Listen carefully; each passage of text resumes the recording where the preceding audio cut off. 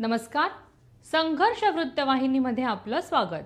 घेऊया ठाणे आणि आसपासच्या परिसरामधील घडणाऱ्या महत्त्वाच्या घडामोडींचा आढावा. ठाणेकरांना अखंडित आणि पुरेसा वीज पुरवठा व्हावा यासाठी आमदार संजय केळकर पाठपुरावा करत असून शहरातील आवश्यक ठिकाणी ट्रान्सफॉर्मर आणि सबस्टेशन महापालिकेकडून 2 आठवड्यामध्ये जागा उपलब्ध करून देण्यात येणार असल्याची माहिती त्यांनी दिली आहे. आमदार संजय केळकर यांनी शहरात नागरिकांना भेडसावणाऱ्या विविध समस्यांबाबत महापालिका अधिकाऱ्यांची मुख्यालयामध्ये बैठक घेऊन चर्चा केली. ज्यावेळी अतिरिक्त आयुक्त, शहर अभियंता, खाते प्रमुख आणि विभाग प्रमुख उपस्थित होते. शहरात काही ठिकाणी नागरिकांना नाहक अपुरा वीज पुरवठ्याचा फटका बसत आहे.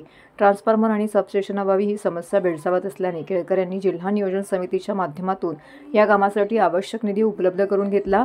सध्या ट्रान्सफॉर्मर आणि इतर यंत्रणा महाविद्यालयाला उपलब्ध झाली असली तरी जागेअभावी ती पडून असल्याची माहिती केळकर यांनी दिली. त्यांनी ठाणे महानगरपालिका मुख्यालयात अधिकाऱ्यांची बैठक घेत जागा तातडीने उपलब्ध करून देण्याचे निर्देश अधिकाऱ्यांना दिलेत. त्यानुसार गावदेवी, हरिनिवास आणि मनोरमा नगर भागामध्ये 2 ठिकाणी येत्या 15 दिवसात महापालिका महावितरणाला जागा उपलब्ध करून देणार असल्याचं केळकर यांनी सांगितलं. ठाणेकरांना भेडसावणाऱ्या ज्या समस्या आहेत आणि त्यांचं जीवन सुखावं होण्याच्या दृष्टीने ज्याच्यामध्ये खूप मोठी सुधारणा करण्याची गरज आहे, अशा निरनिराळे सामान्य लोकांचे विषय घेऊन आज जवळजवळ 2-2.5 तास संबंधित अधिकारी, त्या खाते प्रमुख यांच्या उपस्थितीत आम्ही बैठक केली. यामध्ये आता थोडा वेळ पाऊस पडला तर नाल्याची काय परिस्थिती झाली हे प्रत्यक्ष त्यांना आम्ही मोबाईलवर दाखवलं की ही नाल्याची आपली सफाई झालेली आणि त्याच्यामुळे त्यांनी ताबडतोब त्याच्या संबंधामधले निर्देश पण दिले. कचऱ्याच्या संबंधी असतील, निरनिराळ्या अनधिकृत बांधकाम जी मोठ्या प्रमाणामध्ये आहेत की जी सगळ्यांनाच त्रासदायक होणार आहेत पुढच्या काळामध्ये, तर त्याच्या संबंधामधले कागदोपत्रासकट तुमचा विभाग कसं काम करतोय ते देखील आम्ही तो आरसा त्यांना दाखवला. त्या संबंधी त्यांनी गंभीरपणे कारवाई करण्याचा निर्णय केला. त्यांना आम्ही सांगितले की कोर्टाने शेवटी तुम्हाला दंडात्मक कारवाई करण्याची वेळ येते, ही काही बरोबर नाही. एवढं तुमच्या समोर आणलं जातंय, कुठे अनधिकृत आहे ते दाखवलं जाते आणि कारवाई होत नाही. आणि त्यामुळे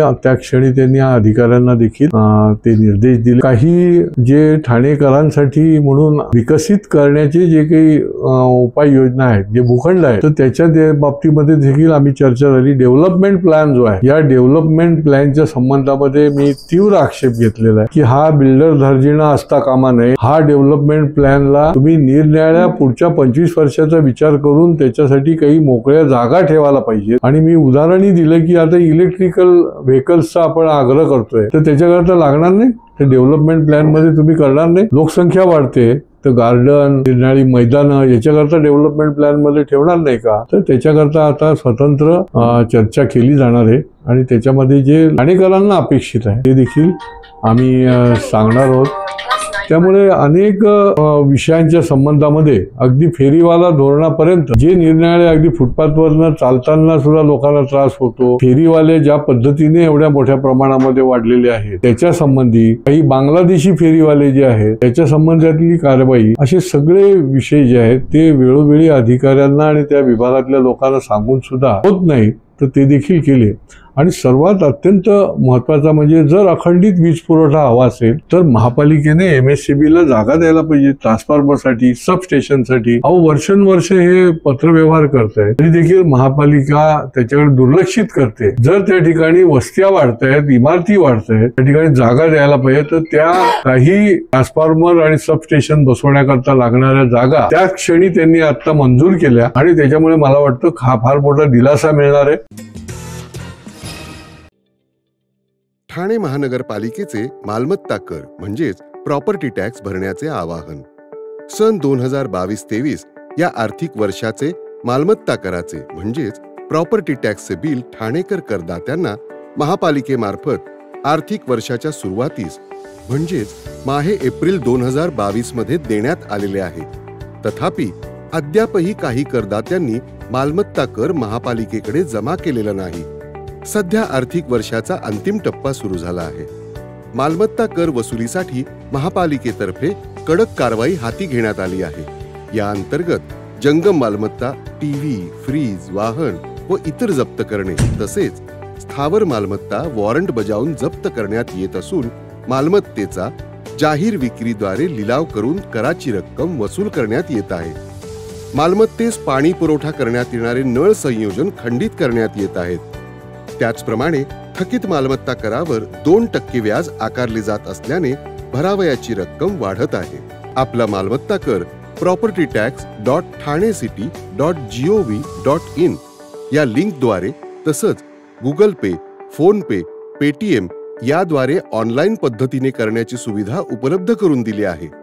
शनिवार, रविवार व सार्वजनिक सुट्टीच्या दिवशी नागरिकांना मालमत्ता कर भरणे सोयीचे व्हावे याकरता महापालिकेचे मालमत्ता कर संलग्न कार्यालय या दिवशी कार्यान्वित ठेवण्यात आलेले आहे. तरी मालमत्ता कर वसुलीची अप्रिय कारवाई टाळण्याच्या दृष्टिकोनातून मालमत्ता कर भरून महापालिकेस सहकार्य करावे. धन्यवाद. 12वी परीक्षेचा निकाल जाहीर झाल्यानंतर मुलुंडच्या वजेकेळकर महाविद्यालयात वाणिज्य शाखेत शिकणाऱ्या रेश्मा पाटील या विद्यार्थिनीच्या डोळ्यामध्ये आनंदाश्रू तरळले. जन्मापासूनच 100% अंध असलेल्या रेश्माने वर्षभर केलेल्या मेहनतीचे फळ तिला मिळाले. वाणिज्य शाखेतून तिने 83.33% मिळवत आकांक्षा पुढती गगन ठेंगणे असल्याचा प्रत्यय दिला. रेश्मा जन्मापासूनच 100% दृष्टीहीन आहे, परंतु या शारीरिक मर्यादेचा अडसर तिने शालेय आणि पुढे महाविद्यालयीन शिक्षणात कधीच येऊ दिला नाही. 12वीच्या पूर्ण वर्षभरात तिने जोमाने अभ्यास केला. अभ्यास करत असताना तिला पूर्ण वेळ प्रत्येक गोष्ट ऐकत करावी लागत होती. दिसत नसल्याने ती ऑडिओ बुक्सचा वापर करत होती. यूट्यूबवर विविध विषयांवरील ऑडिओ ऐकत मी अनेक विषय समजून घेतले. माझ्या शिक्षकांनीही मला खूप मदत केली असं रेश्माने सांगितलं. रेश्माला घरून संपूर्ण पाठिंबा होता. रेश्माचे वडील एका खाजगी कंपनीमध्ये नोकरी करतात. तिची आई गृहिणी आणि बहीण नर्स असल्याने रेश्माला घरातून चांगलं सहकार्य होतं. शिवाय रेश्माच्या मित्रमैत्रिणीही तिला संपूर्ण वर्षामध्ये खूप मदत केली. दोन्ही डोळ्यांनी दिसत नसल्याने माझ्या अभ्यासात आणि महाविद्यालयात सोडणे आणणे यासाठी माझे मित्रमैत्रिणी नेहमीच माझ्यासोबत असायचे.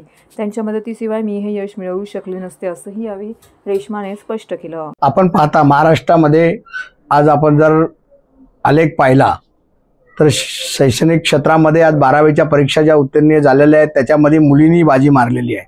आणि त्यातल्या त्यात या माझ्या प्रभागातील प्रभाग क्रमांक 15 यामध्ये सावरकर नगर, छत्रपती संभाजी गल्ली या ठिकाणी माझे राहणारे रहिवासी आणि रेश्मा विलास पाटोळे या मुलीने ती नेत्रहीन असताना सुद्धा तिने 83.33% जे मार्क प्राप्त केलेले आहेत. त्यासाठी खरोखर आम्हालाही त्याचबरोबर सार्थ अभिमान आहे. तिच्या आईवडिलांची मेहनत आणि तिची स्वतःची मेहनत त्याच्या पाठीमागे नक्कीच या मुलीच्या यशाच्या मागे आईवडिलांचाही तेवढाच हात असतो. आणि म्हणून आज तिला पुढे शिक्षणही करायचं आहे. मी महाराष्ट्र राज्याचे उपमुख्यमंत्री माननीय एकनाथ शिंदे साहेब यांच्या वतीने मी स्वतः या प्रभागाचा नगरसेवक म्हणून मी तिला सांगितलं तिला काय करायचं आहे. ती म्हणते मला पुढे BMS करायची आहे, डिग्री करायची आहे. त्या BMS डिग्रीचा जो काही खर्च होईल तो स्वतः मी उचलतोय. आणि त्या मुलीला जिथपर्यंत शिक्षण करायची इच्छा असेल तिथपर्यंत शिकवण्याची शेवट कसं आहे या स्लममध्ये आम्ही राहत असतो आणि त्यावेळेला तेवढी परिस्थिती नसते. मुलींची शिकण्याची इच्छा असते परंतु काही याच्या आर्थिक याच्या अभावी ती अपुरी पडते. म्हणूनच एक छोटासा प्रयत्न हे मी शिवसेनेच्या माध्यमातून माननीय उपमुख्यमंत्री एकनाथ शिंदे साहेब यांच्या माध्यमातून हे करत आहे. आणि असं शेवट त्यांना प्रोत्साहन देणं हे आमचं कर्तव्य आहे का गुरुवर्य धर्मवीर आनंदीगे साहेबांनी हीच शिकवण दिलेली आहे. आणि ज्या ज्या वेळेला अशा प्रकारचे रिझल्ट लागतात आणि त्या रिझल्टना खरोखर त्या मुलीने आज तिने जो मेहनत केलेली आहे त्या मेहनतीला माझा सलाम आहे. एवढंच मी या प्रसंगी बोलतोय आणि पुढील वाटचालीसाठी तिला शुभेच्छा देतोय. ठाणे रेल्वे स्थानकाच्या नूतनीकरणाच्या माध्यमातून कायापालट होत आहे. फलाटांवरती नव्याने छतांची उभारणी, पंखे, वाढीव आरक्षण, खिडक्या, वातानुकूलित प्रतीक्षा कक्ष उभारण्यात येत आहे. नियमित स्वच्छतेवरती भर द्या. युद्धजन्य परिस्थितीमुळे प्रवाशांच्या सुरक्षेसाठी दक्ष रहा. पावसाळ्यापूर्वी सर्व विकास कामे तातडीने पूर्ण करा अशा महत्त्वपूर्ण सूचना आज ठाणे लोकसभेचे खासदार नरेश म्हस्के यांनी रेल्वेच्या अधिकाऱ्यांना केल्या. ठाणे रेल्वे स्थानकामध्ये सुरू असलेल्या विकास कामांचा आढावा तसेच प्रवाशांच्या समस्या जाणून घेण्यासाठी आज ठाणे लोकसभेचे खासदार नरेश म्हस्के यांनी रेल्वे अधिकाऱ्यांसमवेत पाहणी दौरा केला. या दौऱ्यानंतर बैठक घेण्यात आली. गेल्या वर्षभरापासून वेळोवेळी केलेल्या सूचनांची योग्य अंमलबजावणी रेल्वे अधिकाऱ्यांनी केली आहे. आज प्रत्यक्षात सर्व बदल दिसत असून विकास कामांबाबत खासदार नरेश म्हस्के यांनी समाधान व्यक्त करत अधिकाऱ्यांचं कौतुक केलं. ठाणे रेल्वे स्थानकातून दररोज 8 लाख प्रवासी प्रवास करत आहेत. रेल्वे प्रवाशांच्या समस्या, विकास कामं, प्रस्तावित कामांबाबत मी निवडून आल्यापासून DM यांच्याशी सातत्याने माझा पाठपुरावा सुरू आहे. वरिष्ठ अधिकाऱ्यांसमवेत बैठकाही झाल्या. आता नव्याने वातानुकूलित प्रतीक्षा कक्ष उभारला जात असून येत्या जुलै महिन्यात त्याचं लोकार्पण अपेक्षित आहे. 8 एक्सेलेटर प्रवाशांच्या सेवेत असून 2 एक्सेलेटर लवकरच प्रवाशांच्या सेवेत दाखल होत असल्याची माहिती खासदार नरेश म्हस्के यांनी माध्यमांशी बोलताना दिली. ठाणा स्टेशन किमान 7 ते 8 लाख प्रवासी दिवसाला या स्टेशनमधून प्रवास करत असतात। मागे सुद्धा आम्ही या ठिकाणी व्हिजिट केली होती आणि त्यातील काही समस्या आम्ही सातत्याने पाठपुरावा करतोय। DRM कडे बैठक घेतोय, DM कडे बैठक घेतोय आणि ज्या काही सुधारणा आपण या ठिकाणी करतोय, पूर्ण पत्रे आपण बदलतोय, लोकांना व्यवस्थित उभं राहता येईल त्याचं बरंचसं काम मार्गावर आहे आणि पावसाळ्यापूर्वी संपूर्ण काम आपण ते करून घेतोय। एक फुटओव्हर ब्रिजचं काम अर्धवट आहे, ते सुद्धा सुरू करतोय। 8 एक्सेलेटर लावलेले इलेक्ट्रॉनिक आणि 2 आणखी मंजूर केलेले आहेत, त्याचं सुद्धा मशीन्स जॉन्सन अँड जॉन्सन काहीतरी जॉन्सनची मशीन त्यासाठी लागते, ती अजून आलेली नाहीये, ते पण काम लवकरच पूर्ववत होईल। लोकांच्या समस्या जास्तीत जास्त समस्या दूर करण्याचा प्रयत्न या ठिकाणी करतो आम्ही। एक सुंदर AC प्रतीक्षालय जुलैमध्ये ते सुरू होईल, त्याचं सुद्धा काम सुरू आहे। AC प्रतीक्षालय, कॅन्टीन त्या ठिकाणी आपण सुरू करतोय। अनेक छोटे मोठे प्रश्न आहेत, त्याचबरोबर रिझर्वेशन काउंटर, ते सुद्धा 2 रिझर्वेशन काउंटर नव्याने आपण सुरू करतोय, काही दिवसात ते सुरू होतील। अनेक अडचणी आहेत त्या रेल्वेच्या, 2 ते 3 तास काम करायला त्यांना मिळतं, कारण जवळजवळ 7 ते 8 लाख प्रवासी दिवसाला प्रवास करतात, त्यामुळे गती कशी येईल, काम चालू असताना जे काही भंगार आहे, डेब्रिज आहे, ते ताबडतोब कसं उचललं जाईल, स्वच्छतागृह कशी त्यांची वेळोवेळी सफाई होईल, या दृष्टीने आज रेल्वेची आम्ही व्हिजिट केलेली आहे। रेल्वेचे अधिकारी आहेत, लोकांच्या समस्या कशा दूर होतील या दृष्टीने आम्ही प्रयत्न करतोय।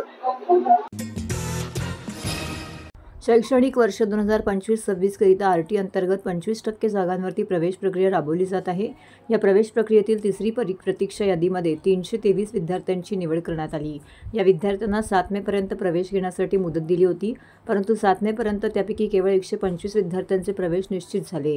अनेक पालकांकडून अद्याप प्रवेश प्रक्रिया पूर्ण झाली नसल्यामुळे या टप्प्यातील प्रवेशातील 14 मेपर्यंत मुदतवाढ देण्यात आलेली आहे। वंचित दुर्बल घटकातील मुलांना उत्तम दर्जाचे शिक्षण मिळावं यासाठी शिक्षण हक्क कायदा अंतर्गत 25% जागांसाठी प्रवेश प्रक्रिया राबवली जाते। 2025-26 शैक्षणिक वर्षासाठी मागील 4 महिन्यांपासून प्रवेश प्रक्रिया सुरू आहे। ठाणे जिल्ह्यात 727 शाळेतून 11,322 जागांवरती RT प्रक्रिया राबवण्यात येत आहे। या प्रवेश प्रक्रियेला 14 जानेवारीपासून सुरुवात झाली असून ठाणे जिल्ह्यातून 25,774 विद्यार्थ्यांचे अर्ज प्राप्त झाले होते। यातून सुरुवातीला 10,429 विद्यार्थ्यांची निवड करण्यात आली होती। निवड झालेल्या विद्यार्थ्यांचे प्रवेश घेण्यासाठी 3 वेळा मुदतवाढ देऊनही केवळ 6,706 विद्यार्थ्यांचे प्रवेश निश्चित झाले।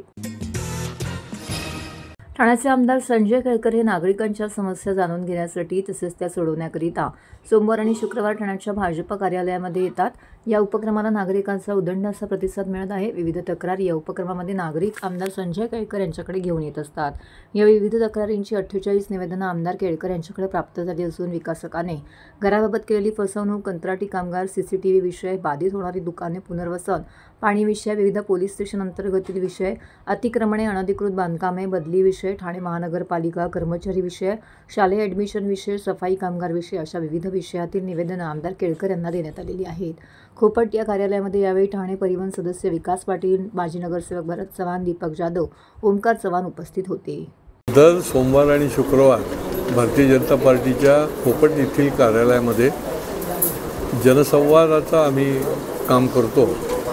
जनसंवाद म्हणजे जनतेचे छोटे मोठे प्रश्न असतात, समूहाचे, व्यक्तिगत, ते लोकांचे प्रश्न ऐकणं, ते सोडवणं, निरनिराळ्या समस्या असतात आणि फसवणुकीचे प्रकार असतात। आजसुद्धा आता अनेक जणं सकाळपासून 10 वाजल्यापासून या ठिकाणी त्यांनी भेटून त्यांची समस्या सांगितल्या। काही जणांच्या फसवणूक झालेल्या आहेत, विकासकाने फसवणूक केलेल्या आहेत, काही जणांच्या सामूहिक त्या भागामधल्या काही समस्या आहेत आणि पोलीस स्टेशनच्या संबंधीमध्ये आहेत। तर या सगळ्याचं निराकरण संबंधितांना फोन करून, पत्र देऊन आणि त्याच्यानंतर पाठपुरावा करण्याचं यंत्रणा आम्ही एक उभी केलेली आहे आणि त्यामुळेच लोकांचं समाधान करणं हे आमचं काम आहे। प्रत्येक काम होतंच असं नाही, पण त्याच्याकरता आपण प्रामाणिक प्रयत्न केले पाहिजे आणि सामान्य माणसाला पाठबळ देण्याचं काम करायला पाहिजे, हे याच्यामधनं निश्चितपणे अधोरेखित होत असतं। संघर्ष वृत्तवाहिनीचं आजचं बातमीपत्र. उद्या पुन्हा भेटू याच वेळी याच ठिकाणी ताज्या घडामोडींसह. तोपर्यंत नमस्कार.